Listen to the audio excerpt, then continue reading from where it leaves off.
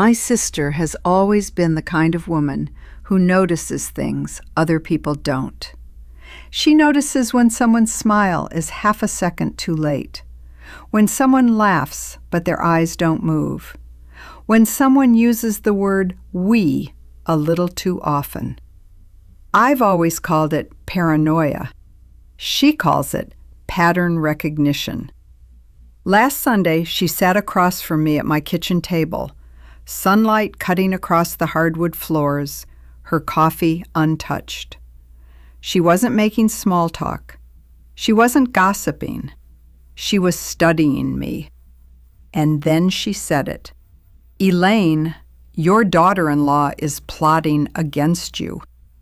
Not joking, not dramatic, calm.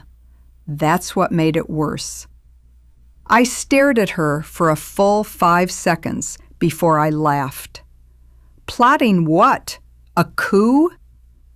Carol didn't smile. She's positioning herself. I leaned back in my chair. Carol, this isn't a soap opera. She folded her hands. You ever notice how she talks about the house? That irritated me more than the accusation. Megan lives here. She talks like she owns it. That sentence lingered, but I brushed it off. Because here's the truth. I like Megan. She's efficient, organized, polished. The kind of woman who has labeled pantry containers and color-coded calendars. When my son Tyler married her, I felt relief. He needed stability. Megan gave him that. So when Carol leaned forward and said, "She's too interested in your finances," I rolled my eyes. She handles some bills. That's not a crime. Carol's gaze didn't soften. She asks about the deed, about refinancing, about equity transfers. That word, equity. I remembered Megan casually bringing that up 2 weeks ago while we were cleaning out the garage.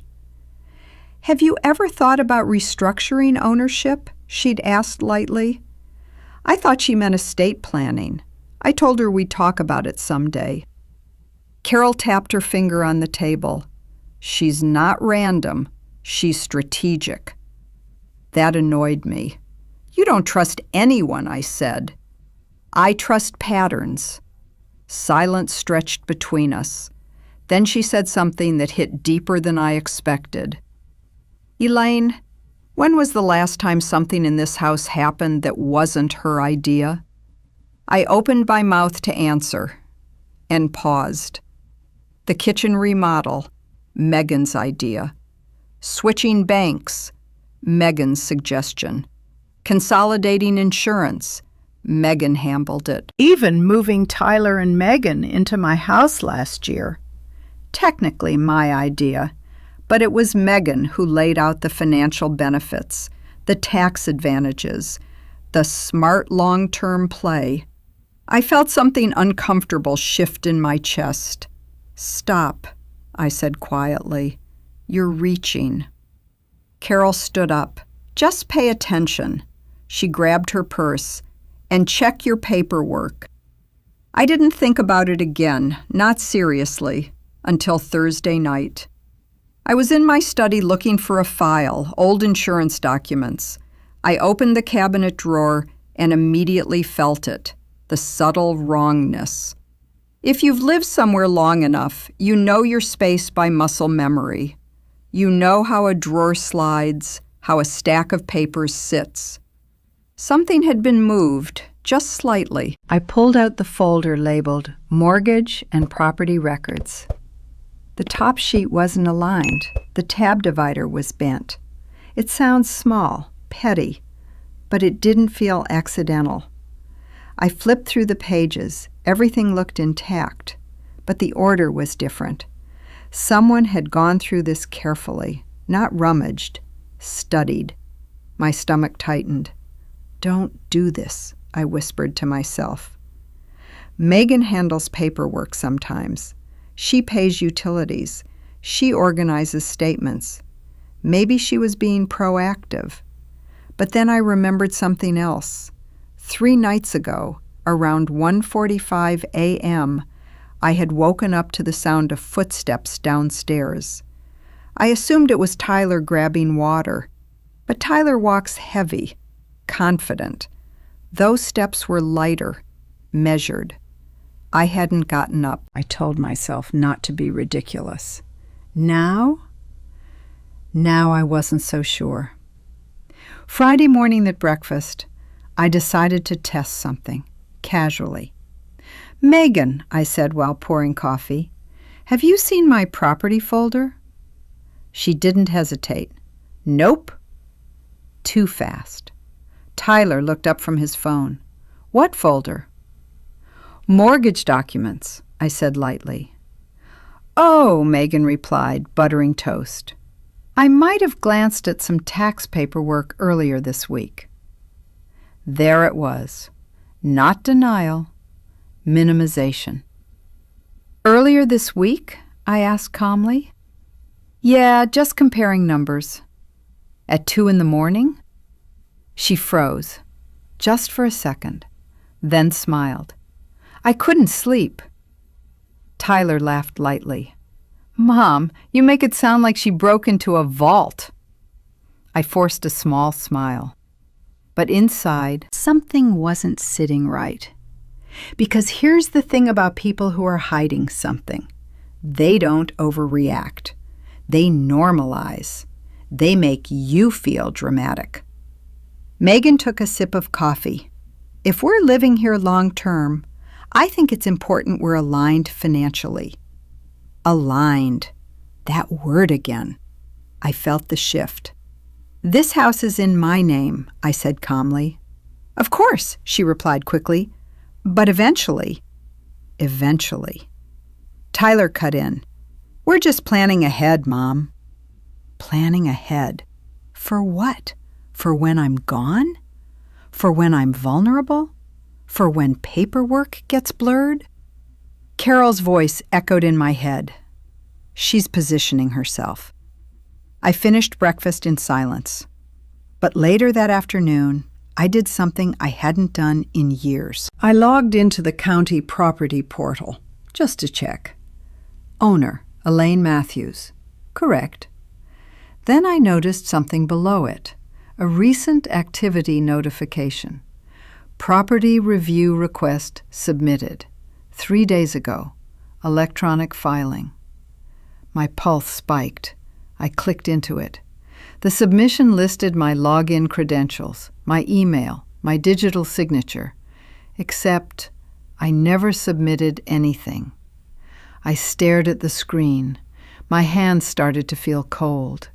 There was no dramatic music, no explosion, just a quiet realization. Someone in my house had access, and someone in my house had used it. And suddenly, Carol didn't sound paranoid. She sounded prepared. I closed the laptop slowly. From the kitchen, I could hear Megan laughing softly on the phone. Comfortable, relaxed, confident.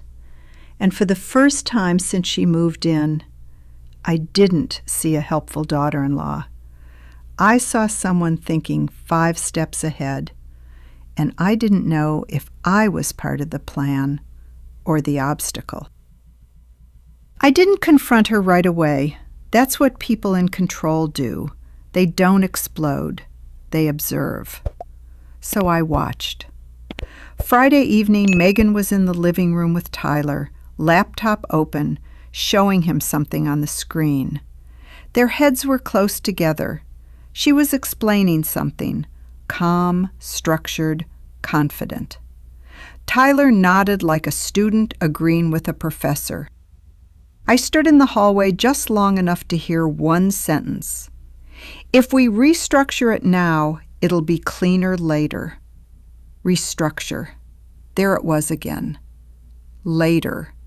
Future tense ownership language. I walked in casually. "What are we restructuring?" I asked lightly. Megan didn't flinch. "That thing I mentioned earlier? Property review. Just comparing tax projections." Tyler looked up. "Mom, it's not a big deal." Not a big deal. The phrase people use when it is absolutely a big deal. I sat down slowly across from them. I saw the filing. Silence. Just half a second, but I caught it. Tyler blinked. What filing? Megan spoke before I could answer. Oh, that, she said smoothly. I submitted a preliminary inquiry with my login. Her expression softened, almost concerned. I didn't realize that would upset you. That wasn't what I said. I kept my voice even. You used my account. Tyler looked confused.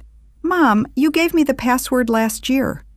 For medical access, I replied, not legal submissions.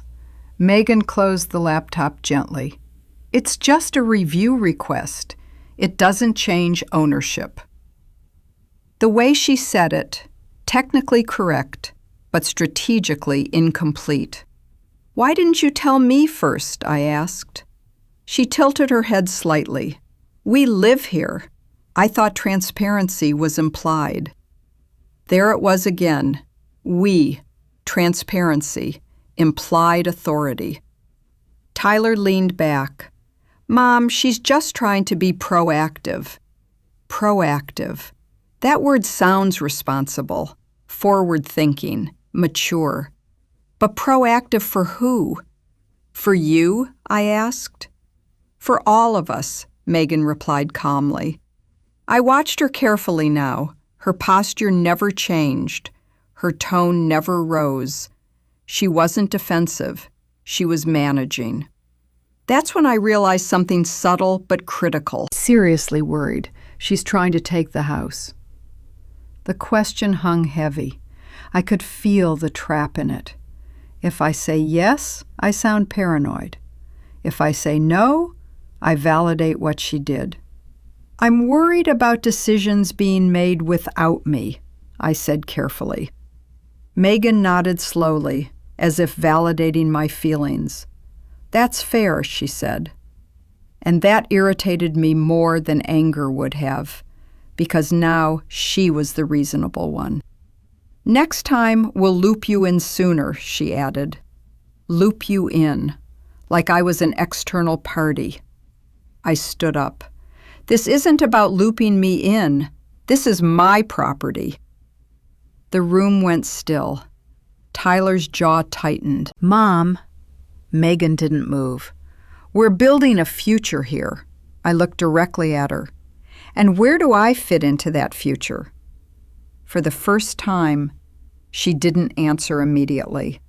Just a flicker, a calculation. Then, you're the foundation. It sounded flattering, but it felt temporary. Foundations don't live in the house. They support it. And eventually, people forget they're there. That night, I couldn't sleep again. Around midnight, I heard soft movement downstairs. I didn't hesitate this time. I walked down quietly. The study light was on. Megan was at my desk. My desk. She had a stack of papers in front of her. When she saw me, she didn't jump, didn't scramble. She calmly placed her hands on the desk. Oh, she said lightly. You scared me. What are you doing? She glanced down. Looking at equity estimates. In my study? It's quieter. I stepped closer. What exactly are you calculating? She hesitated, just enough. If Tyler and I invest in renovations, we need to know our stake. Stake, there it was. Not future inheritance, not emergency protection. Stake. You're already living here rent-free, I said quietly. Her eyes hardened slightly. We contribute. Yes, I replied, to utilities, groceries, not principal ownership. She leaned back in the chair. You're thinking short term. And you're thinking like this is already yours. Silence. Heavy, measured. Then she said something that shifted everything. Eventually, it will be. My pulse slowed, cold, not angry, just cold clarity. Eventually isn't now, I said. She met my gaze. But planning is. The next morning, Tyler avoided eye contact. That told me she'd spoken to him first. Again, narrative control. He finally said over breakfast, "You're making this bigger than it is." "That's what people say when it's already big," I replied. He sighed. "She's not trying to push you out." "Then why does she keep preparing paperwork?" His fork paused midair. "What paperwork?" I held his gaze. "She drafted a partial equity transfer." Silence. His eyes flicked toward the hallway, then back at me. "You're sure?" I saw it. He stood up abruptly. "I need to talk to her." And here's the moment everything became clear. He didn't say, "She would never do that." He said, "I need to talk to her," meaning it was possible, meaning some part of him already knew. An hour later, they were arguing behind their bedroom door. Low voices, tension. Not explosive, controlled, strategic. When Tyler finally came downstairs, his face looked tired. She said it was just a draft. "For what?" I asked. "For if something happens." That phrase again, something happens. "What exactly is supposed to happen to me?" I asked calmly. He rubbed his forehead. "She thinks it's risky not to formalize ownership if we're investing here long term." I studied him. Whose idea was it to invest heavily in renovations? Silence. Then, hers. Of course. It was elegant. Step 1, encourage investment. Step 2, create shared financial dependency. Step 3, justify ownership restructuring. I wasn't dealing with chaos. I was dealing with strategy. That afternoon, Carol called. "Well?" she asked. I looked around my own house, my walls, my furniture, my memories. "She's not sloppy," I said quietly. "No," Carol replied. "She's patient." I swallowed. "And she thinks I'm old." There was a pause. "What makes you say that?" "Because she keeps talking about eventually." Silence on the line. Then Carol said something that made my chest tighten. "Elaine, check your will." My heart skipped. Why? Because if she's thinking long term, she didn't need to finish. I hung up, walked straight to my filing cabinet, opened the estate folder, and something inside it wasn't where I left it. The estate folder wasn't empty. Nothing dramatic like that. But it wasn't right. If you've handled your own legal paperwork for 20 years, you know the order. You know the weight of each section. You know which tab sits slightly higher because the paper stock is thicker. Mine felt disturbed, subtle, but disturbed. I sat at my desk and opened it carefully. Will, power of attorney, medical directive, trust addendum draft from 5 years ago, all present. But the trust addendum had a sticky tab on it. I don't use sticky tabs. My pulse slowed in that strange way it does when something serious is unfolding. Not panic, just clarity. I flipped it open. There was a printed email attached to the front page, from Megan, sent to a local estate attorney. Subject line, follow up on trust structuring options. Dated 3 weeks ago. 3 weeks. I read the body slowly. We're reviewing long-term asset protection strategies. Elaine is open to restructuring if it protects family equity. I felt the air leave my lungs. Elaine is open? I never said that. I kept reading. We'd like to explore shared beneficiary positioning and gradual transfer modeling. Gradual transfer modeling. That wasn't casual curiosity. That was planning. I leaned back in my chair. This wasn't a midnight glance at paperwork. This was consultation, strategic consultation. And then I saw something worse. At the bottom of the email thread, a reply from the attorney. If Elaine is comfortable proceeding, we'll need her electronic authorization to access the current trust draft. Electronic authorization. My heart began pounding slowly, because 2 weeks ago, I remembered signing something, an email Tyler forwarded. He said it was an insurance confirmation update, quick digital acknowledgement. I didn't read it carefully. Why would I? It came from my son. My fingers felt cold. I checked my email, scrolled back. There it was. Subject, Insurance Review Confirmation, sent from Tyler's address. Attachment, DocuSign authorization. I opened it. The metadata line made my stomach drop. Access granted to Megan Lawson, authorized review. I hadn't read that part. I trusted the subject line. I trusted my son. And now, someone had legal visibility into my estate documents. I sat there for a long moment. Not angry, not hysterical, just recalibrating. This wasn't emotional manipulation.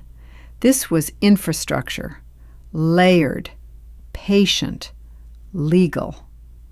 Footsteps approached the study. I didn't move. Megan appeared in the doorway. She saw the open folder immediately. Her eyes sharpened just slightly. You found the email. Not a question, a statement. Yes, I replied evenly. She stepped inside calmly. You weren't supposed to see that yet. That word, yet. I closed the folder gently. You contacted an estate attorney. For all of us, she replied. No, I said quietly, for you. She didn't react. That was the unsettling part.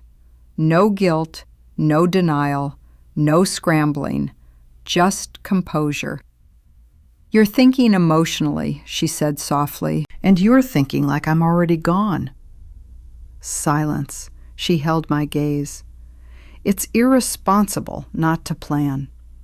I have a plan, an outdated one. That landed harder than I expected. Excuse me? You structured everything when Tyler was 22. He's almost 40 now. She wasn't yelling. She wasn't attacking. She was repositioning authority. You think I'm incapable of managing my own estate? I asked. She exhaled slowly. I think you're resistant to change. That was it. There it was, the pivot. This wasn't about protecting Tyler.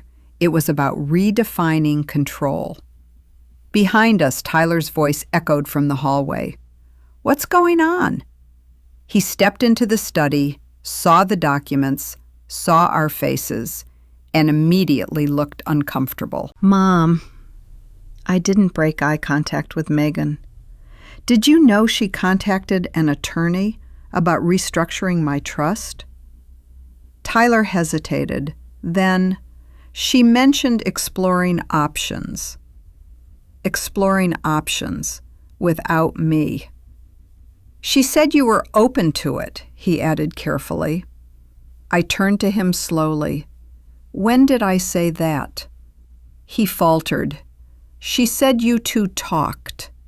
Megan stepped in smoothly. We discussed it during the garage cleanout. That was a hypothetical conversation, I said.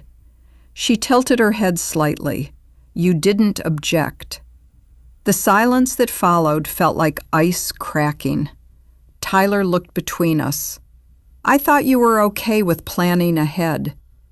Planning ahead. Always that phrase. Never transfer, never control, never stake, just planning. I walked past them toward the doorway. Did you also think I was okay granting access to my trust documents? Tyler blinked. What access? I looked at Megan. She didn't answer, so I did. The DocuSign authorization you had me sign. Tyler frowned. That was insurance. No, I said quietly. It wasn't. He looked at Megan. For the first time, her composure slipped, just barely. It covered multiple authorizations, she said evenly. You didn't explain that, I replied. It was administrative. Administrative. That word felt like a slap. So you broadened access to my estate documents under the label of insurance confirmation? Silence. Tyler stepped back slightly. Megan? She straightened. I didn't do anything illegal. That wasn't the accusation. That was the defense of someone who knew exactly what they'd done. I'm not confused, I said calmly. I'm concerned. Tyler's voice softened. Mom, nobody's trying to take your house. I looked at him carefully. You're sure? He hesitated, just a second. But I saw it, the doubt. Because even he knew this wasn't random. This was coordinated. I walked back to my desk and closed the estate folder completely. I'm calling my attorney tomorrow. The temperature in the room changed instantly. That's not necessary, Megan said quickly. Oh, it is. Tyler ran a hand through his hair. Can we not escalate this? I looked at him gently. It was escalated the moment someone moved paperwork without telling me. Megan's jaw tightened. We're your family. Yes, I said quietly. And that's exactly why transparency matters. She didn't like that, because transparency removes leverage. That night, the house felt different. Not hostile, but divided. I lay awake staring at the ceiling, replaying everything. The language shifts, the midnight document reviews, the staged email, the attorney consultation. This wasn't a mistake. It was a timeline. And then a new thought entered my mind. If she was bold enough to contact an attorney, what else had she prepared? At 1:12 a.m., I heard the soft buzz of a printer downstairs. I sat up immediately. We don't print anything at 1:12 a.m. I walked quietly down the stairs. The study light was on again, but this time, the printer tray held fresh documents, and Megan wasn't alone. Tyler was standing beside her. And on the top page, I saw the words, Transfer upon death draft, revised structure. The printer was still warm when I picked up the top page. Transfer upon death draft, revised structure. Revised, meaning there had already been a first version. Tyler looked up when he saw me in the doorway. Mom. Megan didn't flinch. She closed the printer tray gently, like this was a routine administrative task. You weren't supposed to see that tonight, she said calmly. Again, that word, supposed. I stepped into the study. What exactly was the plan? I asked. Tyler ran a hand through his hair. It's not a plan, it's just preparation, Megan finished. I looked down at the document.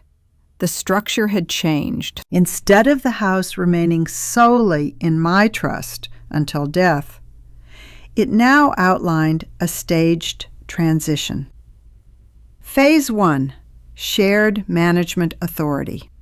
Phase 2, equity recognition for contributing residents. Phase 3, automatic transfer trigger under capacity review. Capacity review. My stomach turned cold. "What is this?" I asked quietly. Megan's voice stayed steady. "It's a protective clause." "For who?" "For everyone." "No," I said softly. "For you." Silence. Tyler stepped closer. "It's just language, Mom." I turned to him slowly. "Do you understand what capacity review means?" He hesitated. Megan answered instead. "It's standard estate protection. If a person becomes mentally or physically unable to manage their affairs, authority transitions smoothly." I stared at her. "So we're planning for my incompetence now?" Her jaw tightened slightly. "That's not what I said." "It's exactly what the clause implies." Tyler looked uneasy. "Megan, why is that in there?" She exhaled slowly, like she was explaining something to children. "Because if something happens suddenly, the property won't get locked in probate. We avoid delays." "And who decides if I'm incapable?" I asked. Silence. Then, "The appointed reviewing party," she said carefully. I scanned the document. My heart began pounding again. The reviewing party listed Megan Lawson, not Tyler, her. I looked up. "You put yourself in charge of evaluating my mental capacity?" Tyler's face drained of color. "Megan, what?" She stayed calm. "It's administrative authority. Someone has to be designated." "You," I said quietly, "appointed yourself." The air in the room felt thin. Tyler looked between us. Why wouldn't it be me? Megan hesitated, just a fraction. "You're emotionally involved." That landed like a slap. "And you're not?" I asked. "I'm objective," she replied. Objective. That word felt clinical, detached, strategic. I set the paper down slowly. "This wasn't planning," I said. "This was positioning." Tyler stepped back slightly. "Megan, you said this was just inheritance structure." "It is." "No," I interrupted calmly. "This is power transfer under vulnerability." She looked at me steadily. "You're assuming the worst. And you're drafting for it." Silence filled the study. Tyler looked overwhelmed now. "Why didn't you tell me about the capacity clause?" Megan's voice stayed even. "I was going to." "When?" he asked. "After we reviewed it." "With who?" I pressed. She didn't answer, because the answer was obvious. After she finalized leverage. The house felt different in that moment. Not shared, not cooperative, strategic, layered. I stepped closer to the desk. "How long have you been drafting this?" "A few weeks." Weeks, while smiling at dinner, while saying "we," while asking if I needed help with groceries. Carol's voice echoed in my mind. She's patient. Tyler's voice softened. "Megan, did you really think Mom would agree to this?" She looked at him. "If presented correctly, yes." Presented correctly, not discussed, not agreed. Presented. I saw it clearly now. The late-night file reviews, The digital authorization, the attorney consultation, the staged language shifts, the equity modeling, the capacity clause. This wasn't fear-based protection. It was contingency capture. And she thought I wouldn't notice. Tyler stepped away from her slightly. I don't like this. Megan's composure tightened. You don't like planning? I don't like not knowing. That was the crack, the first real fracture. She turned toward him. I've been protecting us. From what? He asked. She paused, and for the first time, she didn't have a smooth answer. I watched her carefully. There it was, a flicker of real emotion, not manipulation, not strategy, fear. What are you not telling us? I asked quietly. Silence. The house hummed softly around us. The refrigerator, the air vent, the low mechanical sounds of something stable. But inside this room, nothing felt stable. Finally, she spoke. There's risk attached to this property. My pulse slowed again. What risk? She looked at Tyler, then at me. You never told him about the second mortgage. The room went completely still. I felt something drop inside my chest. What are you talking about? Tyler asked. I kept my voice steady. There is no second mortgage. Megan's eyes locked onto mine. There was. Silence. Years ago, after my husband died, there had been a short-term loan, bridging debt. I paid it off, closed, resolved. How do you know about that? I asked quietly. She swallowed. It came up when I pulled historic filings. Historic filings. She'd been digging deeper than I realized. Tyler looked stunned. Mom? It was temporary, I said firmly, and cleared. Megan didn't look convinced. The release documentation is incomplete. My heartbeat began to pound harder. It was settled. On paper? She pressed. Yes. She leaned forward slightly, because if there's even a fractional lien that was improperly discharged, she didn't finish. She didn't have to. Tyler looked between us. Is the house at risk? I felt anger rise for the first time. Not panic. Anger. You don't restructure ownership behind someone's back because of a hypothetical risk. She met my gaze steadily. You do if you're the only one paying attention.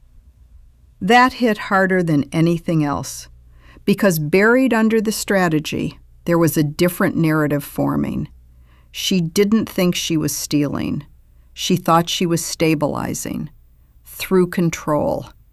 And control required authority, which required paperwork, which required positioning. I took a slow breath.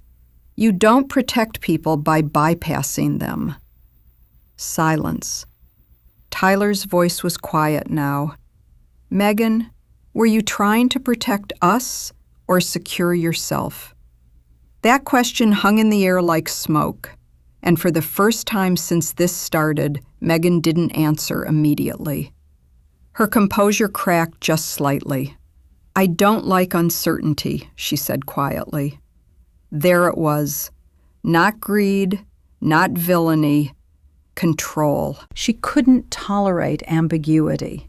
And ambiguity included a house not legally tied to her, an estate she couldn't influence, a future dependent on someone else's decisions. I looked at her calmly. You don't get to eliminate uncertainty by rewriting my life.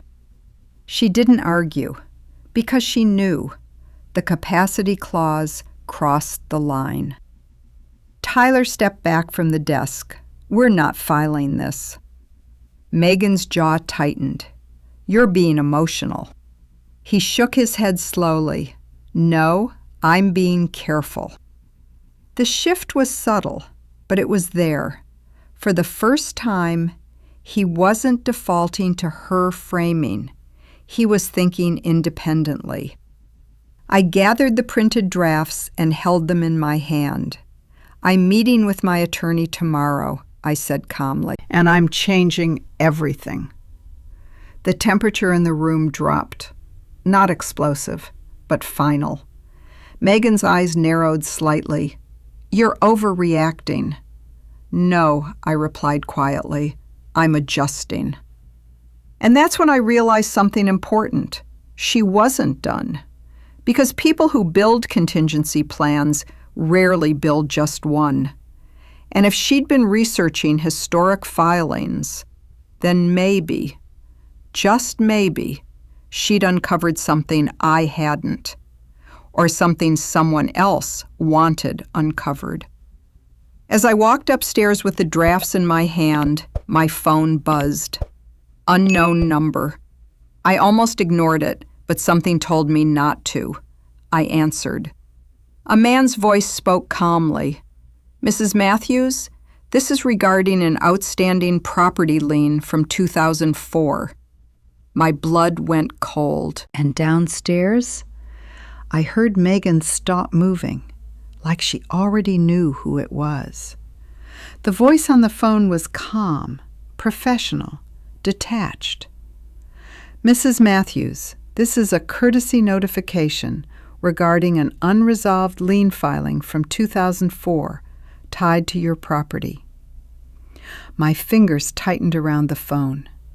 "That lien was cleared," I said evenly. "Ma'am, our records indicate a discharge was initiated, but not fully processed. The debt was bundled and resold. It has recently been reactivated." Reactivated. Behind me, I could feel the air shift. Megan had stopped moving downstairs. She knew, or at least she suspected. "How much?" I asked quietly. There was a pause. "Principal and accumulated penalties total approximately $182,000. The number hit like a physical force. Tyler's footsteps approached from behind me. "What is it?" he whispered. I covered the receiver. "An old lien. They're saying it's active." His face drained. "That's impossible." That's what I thought. The man on the phone continued. "You will receive formal notice within 72 hours. If the matter is not resolved, foreclosure proceedings may begin." Foreclosure. In my house. The house I'd spent 30 years paying down. The house I thought was secure. "I need documentation," I said firmly. "It's being sent electronically." The line went dead. Silence filled the hallway. Tyler stared at me. "Megan mentioned something about a release issue," he said slowly. I nodded. She did. We both turned toward the staircase. Megan stood at the bottom step. Not smug, not victorious. Still, watching. "You knew," I said quietly. She didn't deny it. I suspected. "Since when?" "A month ago." The air felt heavy. "You found this and decided the solution was to position yourself for control?" Her jaw tightened slightly. "I found irregularities in the historical discharge record. I tried to verify it quietly." "Quietly?" I repeated. "Yes, because I didn't want to panic everyone." Tyler stepped forward. "You should have told us." "I didn't have confirmation," she replied, "just fragments." "And your response was drafting a capacity transfer?" I asked. Her voice sharpened for the first time. "If the lien is legitimate and they move aggressively, assets freeze. Probate complications explode. You could lose decision-making authority during litigation. I stared at her. So you wanted pre-authorized control? I wanted protection, she snapped. For who? I asked. For this house. The honesty in that answer was different. It wasn't about greed. It was about security. Her version of it. I walked downstairs slowly, placed the printed drafts on the kitchen counter. You don't protect people by sidelining them. She inhaled sharply. And you don't protect families by ignoring risk. The words landed hard. Tyler looked between us, overwhelmed. So is it real? He asked. I checked my phone. An email notification had arrived. Property lien documentation attached. I opened it. The document was legitimate. The discharge filing from 2004 had a processing error. Technically unresolved, legally ambiguous, meaning it could be exploited. Tyler's voice was quiet. So what happens now? I felt something unexpected, not fear, clarity. We don't panic, I said calmly. We don't transfer ownership. We don't move anything. Megan watched me carefully. You think they'll just go away? No, I said evenly. I think they're testing leverage. Silence. Her eyes narrowed slightly. That's what I thought too. That was the first time all night we were aligned. I continued. If this was quietly buried for 20 years and suddenly reactivated, Tyler finished the sentence. Someone's digging. Exactly. Megan nodded slowly. When I ran historic searches, the lien popped up under a debt consolidation entity that was recently restructured. Restructured. There was that word again. By who? I asked. She hesitated. A private equity acquisition group. I felt a chill run down my spine.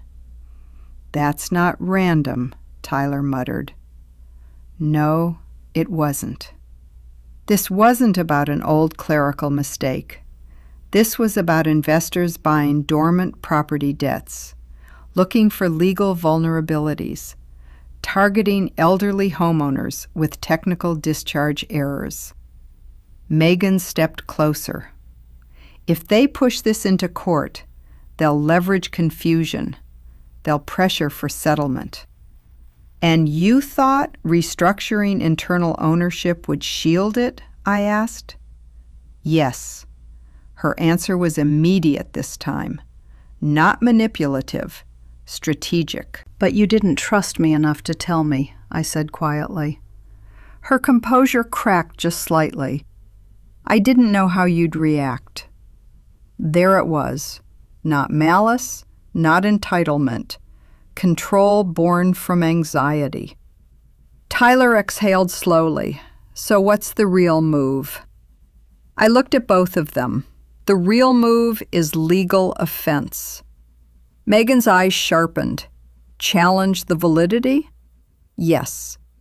They'll drag it out. Then we drag it better. Silence.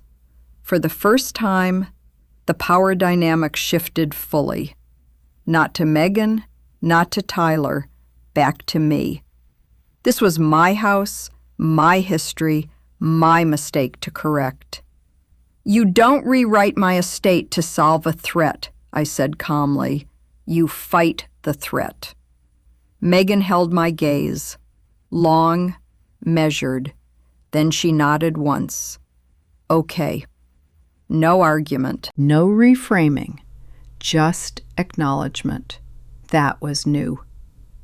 Tyler stepped closer to me. Mom, why didn't you ever mention the second mortgage? I smiled faintly. Because it was embarrassing. He shook his head. You don't protect us by hiding things. I let out a small laugh. That sounds familiar.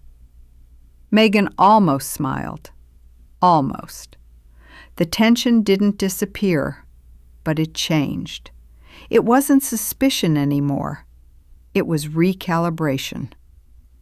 Later that evening, we sat at the kitchen table together, not as adversaries, not fully as allies either, but aligned by reality. I called my attorney, explained the lien, sent documentation. He confirmed what I suspected.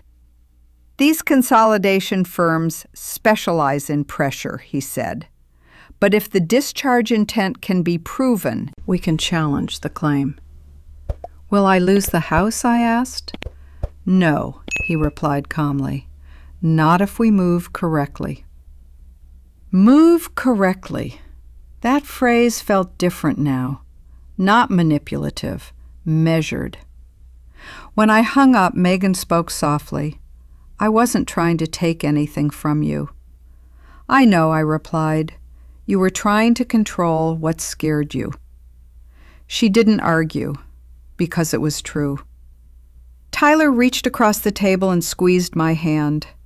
We should have talked about this openly. Yes, I said, we should have. The house felt different again, not divided, not threatened, just exposed. And exposure can be healthy, because secrets are where leverage grows. 3 days later, the formal notice arrived. So did our attorney's challenge. The lien wasn't fraudulent, but it wasn't airtight either. The firm pushing it backed down once they realized resistance was organized and documented. Predators prefer confusion, not unity. A week later, the threat dissolved into legal dust. Not dramatic, not cinematic, just paperwork resolved correctly. That night, Megan stood in the kitchen beside me while I washed dishes. I crossed a line, she said quietly. Yes, I replied. She swallowed. I don't like feeling unprotected. I don't like feeling replaced, I said. Silence. Then she nodded. That's fair. That was the first fully honest exchange we'd had. No positioning, no framing, no strategy, just truth. Later, Carol called. Well, she asked. I looked around my kitchen, at the walls, at the floors, at the people inside it. She wasn't plotting to take the house, I said. She was plotting to control uncertainty. Carol was quiet for a moment. And control without consent feels like betrayal. Silence. But fear without conversation feels the same.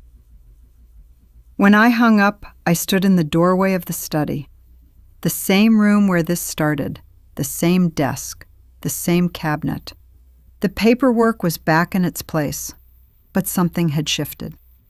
My sister said my daughter-in-law was plotting against me. And she was, just not in the way I thought. The proof wasn't hidden in secret bank accounts. It wasn't a forged deed. It wasn't a midnight theft. It was language, clauses, authority designations, positioning under the guise of protection. And the truth? She wasn't trying to steal my house. She was trying to eliminate uncertainty. But this house was built on resilience, not fear. And no one gets authority over my life without sitting at the table with me first, not even family.